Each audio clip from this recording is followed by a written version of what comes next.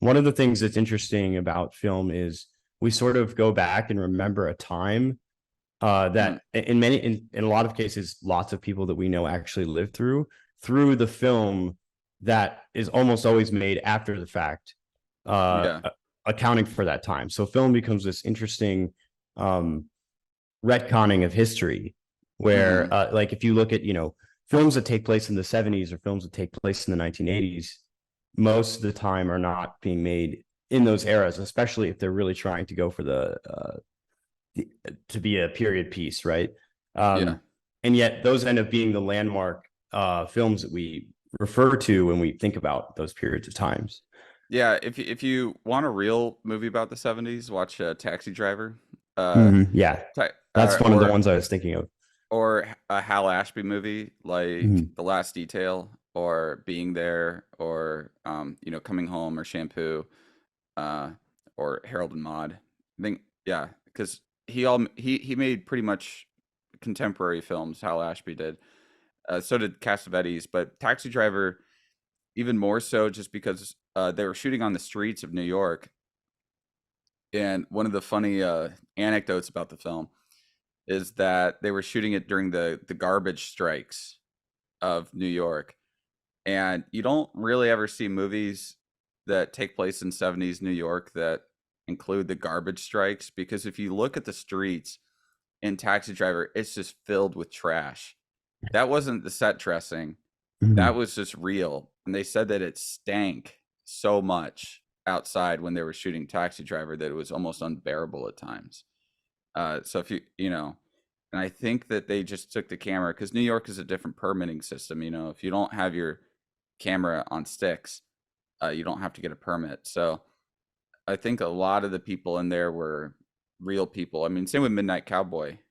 Famously, when John Voight and Dustin Hoffman were crossing the street, the taxi did hit him because those other people weren't extras. They just had him crossing the street talking and got the line, "I'm walking here," Yeah, It's yeah, yeah. yeah. Right. So, are there any films being made now that you think do a good job of casting, or I guess not being made, but have been made recently that do a really good job of casting the overall feel of today? Because one criticism is that our external environment hasn't changed a lot in some Yeah, ways.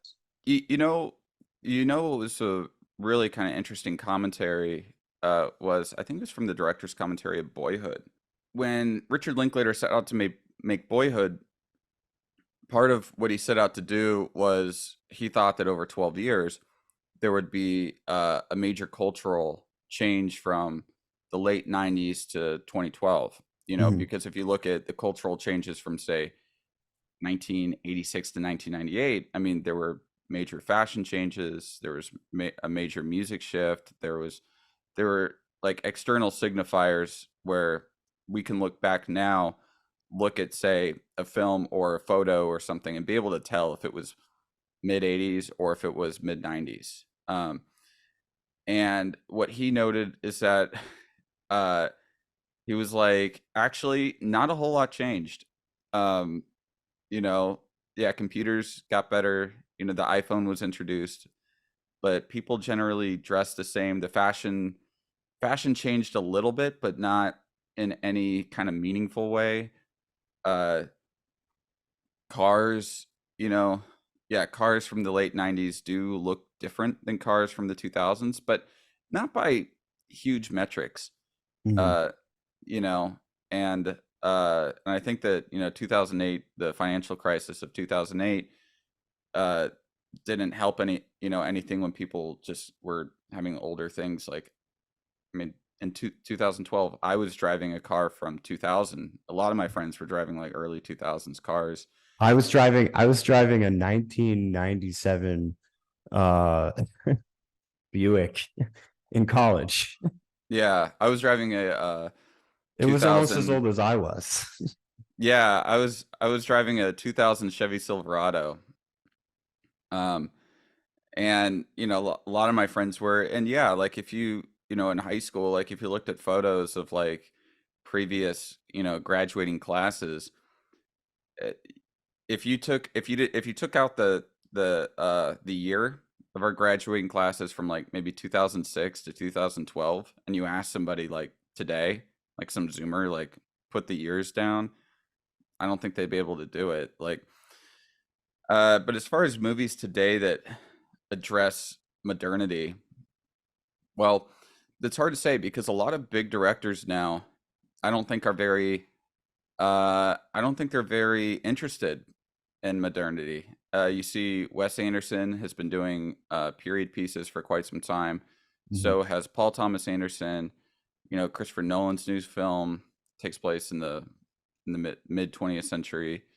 Uh, uh, the Holdovers, the new Alexander Payne movie, takes place in 1970.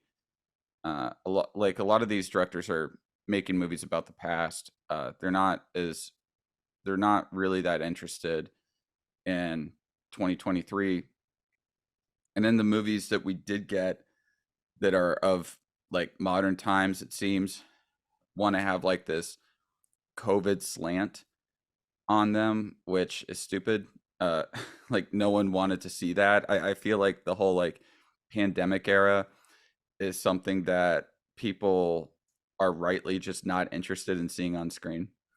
It's kind of like, yeah, Yeah, yeah, I don't think we anyone kind of want to wants to be forget that. reminded of that. Just Yeah. like a black hole for 2 years that Yeah, we're gonna put away. it's just like, look, it sucked. I don't want to see that on film. You know, Right. it sucked. Uh, the one director who's making interesting stuff. Uh, I mean, where we're seeing modernity in in film is not from any kind of big movie.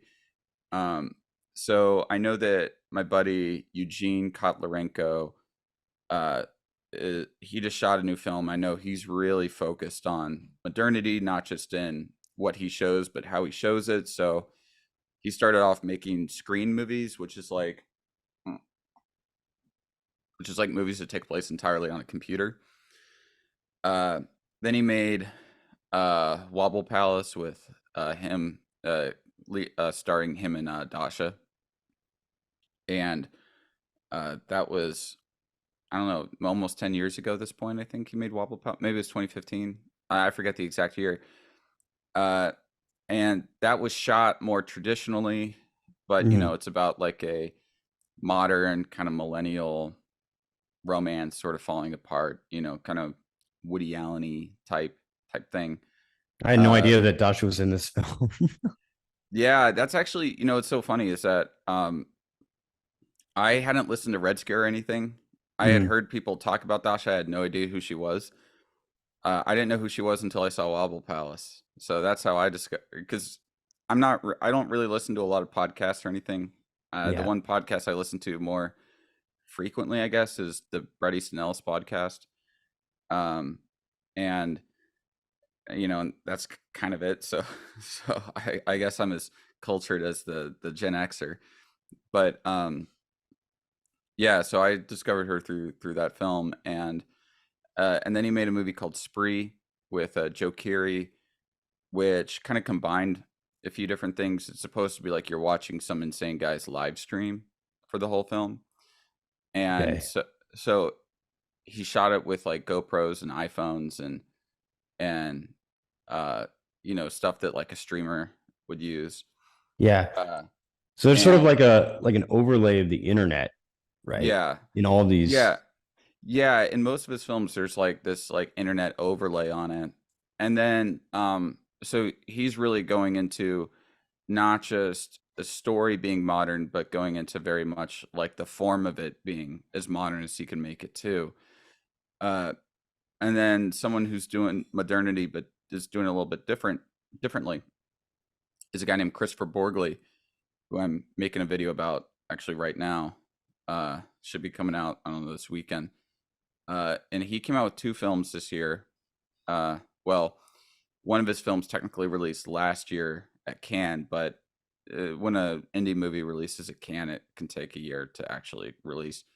Um, And his film that came out earlier this year is called Sick of Myself, and then his newest film is in theaters now. It's called Dream Scenario with Nicolas Cage, and he's going for uh talking he's going for movies that sort of explore very modern ideas, especially modern ideas about the internet, modern ideas about woke culture and cancel culture, and how human relations have changed because of the internet.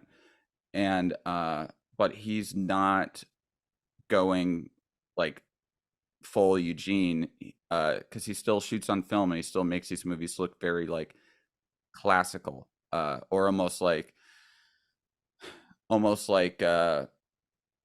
they, they look almost like 90s films, Hmm.